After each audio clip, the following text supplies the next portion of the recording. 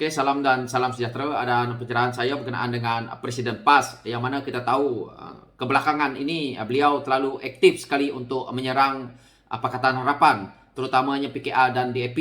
Jadi kita tonton dulu video ini.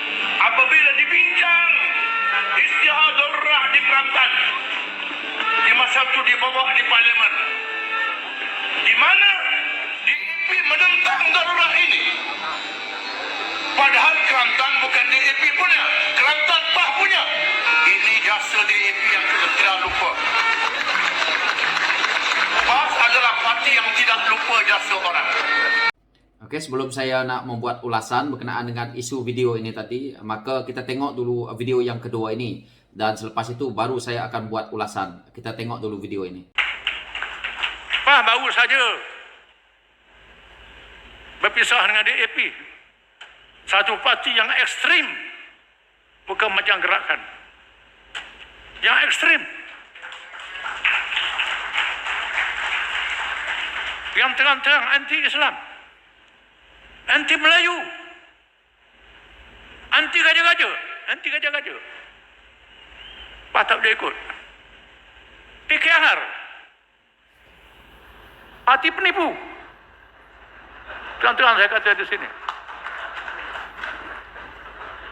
Maka kami tak sanggup, kami berpisah. Maaf. Oke, daripada apa yang kita lihat video itu tadi dan kita boleh dengar kenyataan-kenyataan yang dikeluarkan oleh Presiden PAS yang dahulu dan yang terkini. Jadi kita boleh kategorikan Presiden PAS ini adalah seorang presiden yang selama ini dia mengatakan orang itu binatang, dia kategorikan parti itu binatang dan sebagainya. Hari ini kalau kita lihat Presiden PAS ini juga seekor binatang juga kalau kita lihat. Kerana dia seperti sesumpah. Kenyataan hari ini lain, besok lain, macam itulah sesumpah. Jadi kalau kita lihat kenyataan yang terkini dia mengkritik tentang Pakatan Harapan itu, yang mana kalau kita tengok video yang pertama tadi, sewaktu dia bersama dengan PKR, bersama dengan DAP suatu masa dahulu, dia mengatakan bahawa dia amat menghargai jasa orang lain, menghargai parti orang lain. Tetapi hari ini kenyataan dia kalau kita tengok amat berbeza sekali. Sebab itu, kalau kita lihat Presiden PAS ini, yang pertama dia adalah seorang yang hipokrit, yang kedua dia adalah seorang yang penipu, dan yang ketiga kita boleh kategorikan dia sebagai seorang yang nyanyok. Jadi itulah Presiden PAS ini. Jadi kenapa saya mengkritik begitu keras Presiden PAS ini? Kerana kenyataan dia yang berbaur kepada perkauman, kepada keagamaan. Dia menjadi seorang presiden parti, tetapi dia tidak tahu apa yang diluluskan oleh ROS. Kalau kita lihat daripada video yang kedua tadi, dia mengatakan parti DAP itu parti ekstrim. Jelas di sini bahawa Presiden PAS tidak memahami perlembagaan, tidak memahami kita punya tata cara kehidupan dalam negara ini. Dia juga tidak memahami tentang kita punya apa yang berlaku dalam parlimen itu. Sebab itu dia selalu absen dalam parlimen. Jadi dalam ROS itu nak meluluskan sebuah parti itu, dia dah termaktub dalam perlembagaan. Jadi banyak perkara yang dia sendiri cuba tutupi dengan penipuan-penipuan. Sebab itu saya kata dia penipu. Dia bukan tak tahu, dia penipu. Begitu juga dia hipokrit. Dia nak menang, tetapi dia menjualkan kaum, dia menjualkan agama, dia mengatakan kaum lain itu ekstrim kerana DAP itu dilihat sebagai kaum Cina. Jadi dia mengatakan DAP itu ekstrim lah dan berbagai-bagai. Itu adalah untuk dia nak mendapatkan undi. Jadi itu dia punya cerita dia. Dan disambil itu dia juga nyanyok. Kerana apa saya kata dia nyanyok? Dia lupa bahawa apa hujah dia yang bertahun-tahun itu, dia ingat orang tak rakam. Dia ingat orang tidak akan tunjuk balik kepada dia bahawa itulah kenyataan dia suatu masa dahulu apabila bersama dengan orang lain. Tetapi hari ini dia keluarkan satu kenyataan lain. Jadi dia lupa, dia nyanyok.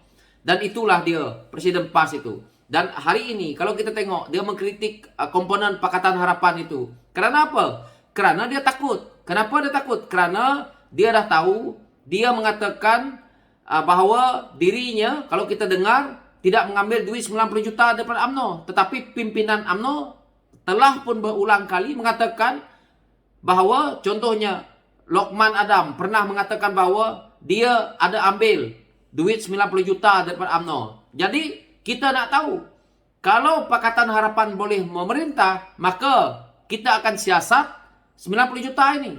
Hari ini, kenapa kita tak boleh siasat? Kita tahu bahwa PAS adalah kerajaan bersama dengan Perikatan Nasional, yang mana sepatutnya menteri yang bertanggung jawab dalam isu 90 juta dia ini adalah geng-geng dia yang ada hari ini. Sebab itu dia menghimpit dengan Pakatan Harapan, Perikatan Nasional, kerana dia takut kalau dia keluar daripada Perikatan Nasional ni bersama dengan UMNO, maka keluarlah kes 90 juta dia ni.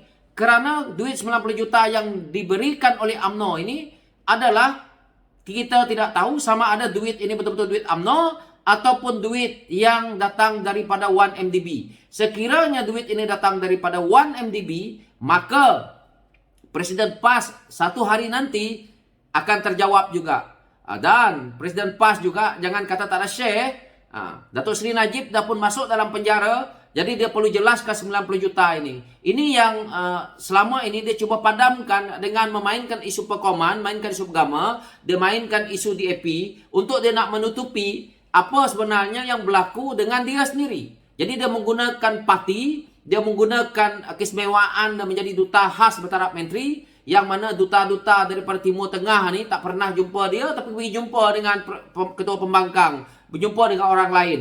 Jadi dia makan gaji buta. Jadi saya memberi ulasan yang supaya kita ni boleh berfikir kenapa sebenarnya Presiden PAS hari ini dia duduk di tengah-tengah, duk sibuk dia panggil menjaja supaya dia punya komponen yang bersama dengan dia ni untuk cuba berbincang dengan UMNO, untuk juga dia sendiri cuba menjaga dia punya Perikatan Nasional ini.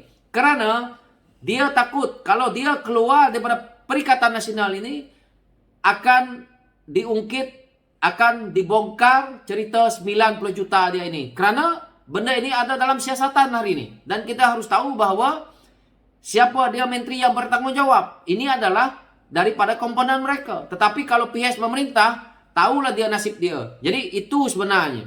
Jadi dia mainkan isu-isu yang tidak penting, yang tidak membangunkan ekonomi negara, dan akhirnya dia cuba memecah belahkan untuk kemenangan pribadi dia. Dan itu harapan dia. Harapan dia PAS di PRU ke-15 ni boleh mendapat sejumlah kursi dan akhirnya boleh bersama dengan kerajaan yang ada untuk bergabung. Kerana dia dah takut. Dia amat takut dengan kes 90 juta dia ini. Jadi itu yang sebabnya saya mainkan isu 90 juta ini supaya rakyat faham. Jadi dia macam sesumpah lah hari ini. Jadi dia suka mengatakan binatang lah apa kepada orang. Itulah dia, sesumpah.